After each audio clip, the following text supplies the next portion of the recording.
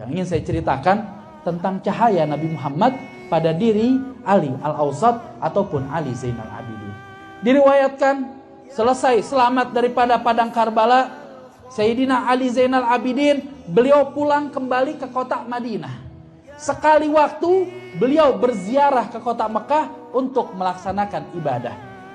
Pada suatu saat itu setelah zamannya Sayyidina Hasan, kekhalifahan habis.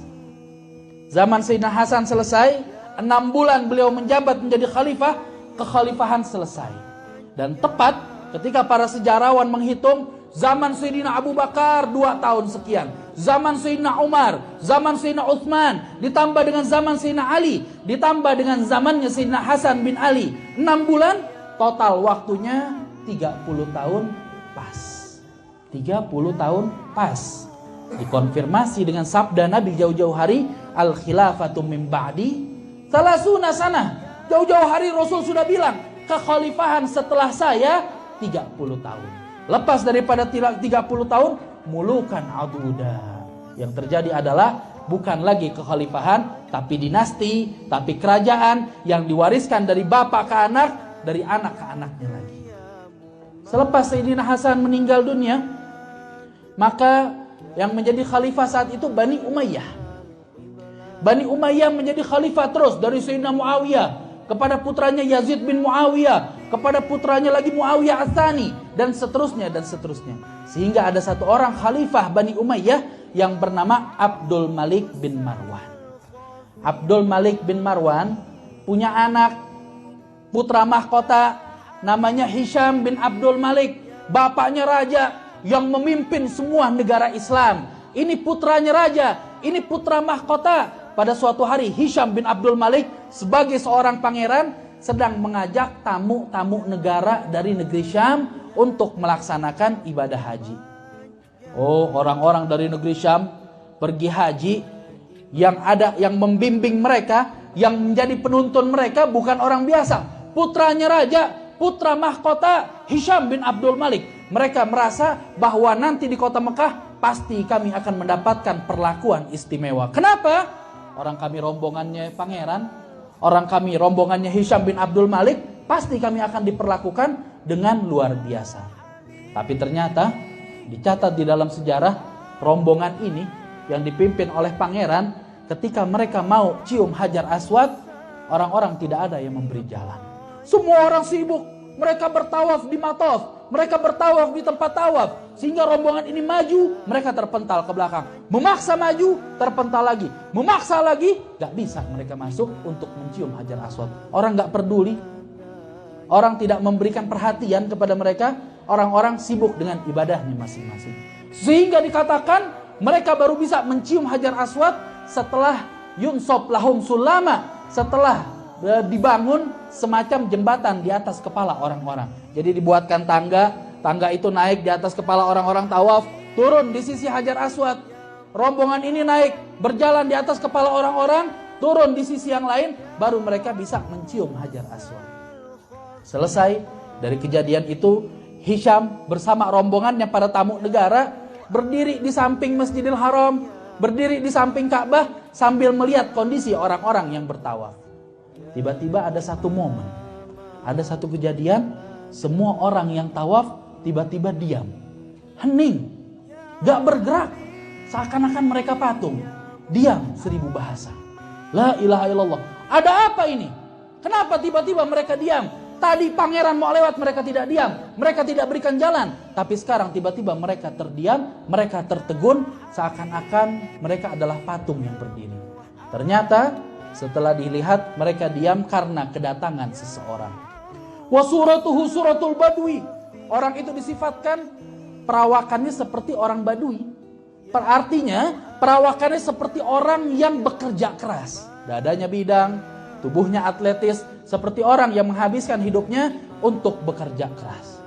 Tapi di wajahnya ada cahaya. Di wajahnya terpancar nur Muhammadiyah. Di wajah orang ini ada cahaya warisan Nabi Muhammad SAW. Siapa dia? Putra yang dulu selamat dari pembantaian Karbala. Dia adalah Ali Al-Awsat. Dia adalah Ali Zainal Abidin. Ketika beliau datang, orang yang bertawaf diam. Tidak hanya diam, mereka buka jalan, memberikan jalan untuk beliau agar bisa mencium Hajar Aswad dengan mudah. La ilaha illallah. Beliau berjalan dengan anggunnya, berjalan dengan elegannya, beliau cium Hajar Aswad. Setelah itu beliau kembali, semua orang kembali melaksanakan tawafnya. Para delegasi negara bertanya-tanya, man hadza? Man hadza? Siapa nih orang? Kok bisa dia lebih mulia daripada putra mahkota? Kok bisa dia lebih mulia daripada putranya khalifah? Kok bisa dia lebih mulia daripada Hisham bin Abdul Malik? Hisham tahu orang ini adalah Ali Zainal Abidin, tapi dia malu, tapi dia gengsi untuk mengakui ada orang lain, cucunya Nabi Muhammad yang lebih dipandang mulia oleh masyarakat. Sehingga fa'umya 'alan nas, Hisham memilih untuk mengkaburkan sejarah. Hisham mengatakan, saya tidak kenal dia siapa. Maka di sampingnya Hisham saat itu ada seorang penyair, syairun Farsi, seorang penyair yang berasal dari Persia yang bernama Farosdak.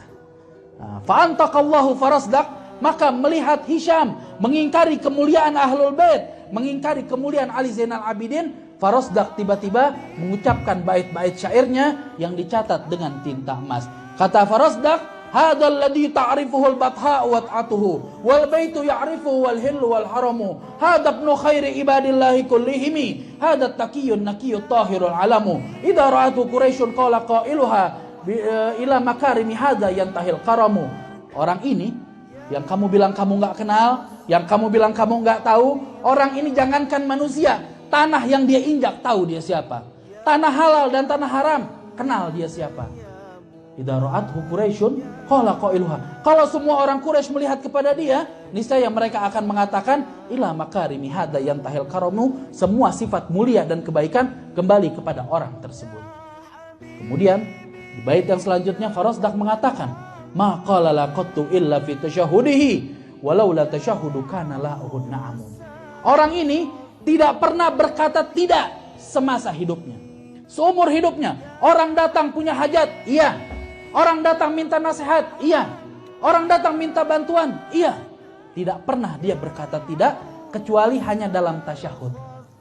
Apa tasyahudnya? Saya bersaksi, tidak ada Tuhan selain Allah. Itu aja. Dia bilang tidak, itu aja dalam tasyahud. Karena memang wajib. Kalau tidak ada tasyahud, tidaknya akan berubah menjadi iya. Saking luas hati beliau, saking mulia akhlak beliau. Kemudian dikatakan juga oleh Farosdak, min ma'syarin hubbuhum fardun wa bughduhum kufrun wa gurbuhum manja wa mu'tasamun. Mereka, beliau berasal dari satu tanah, gurbuhum fardun, dekat dengan mereka adalah kemuliaan, benci kepada mereka dekat dengan kekufuran. Wa gurbuhum manja wa mu'tasamu, engkau cinta kepada mereka bisa dijadikan alasan yang menyelamatkan dirimu di akhirat. Ma qauluka la adri bidairihi al-urbu ta'rifu man ankarta wal ajamu. Kamu bilang kamu enggak kenal dia, itu enggak berbahaya, enggak mengurangi derajatnya. Kenapa? Orang Arab, orang Ajam kenal tentang kemuliaan orang tersebut. La ilaha illallah.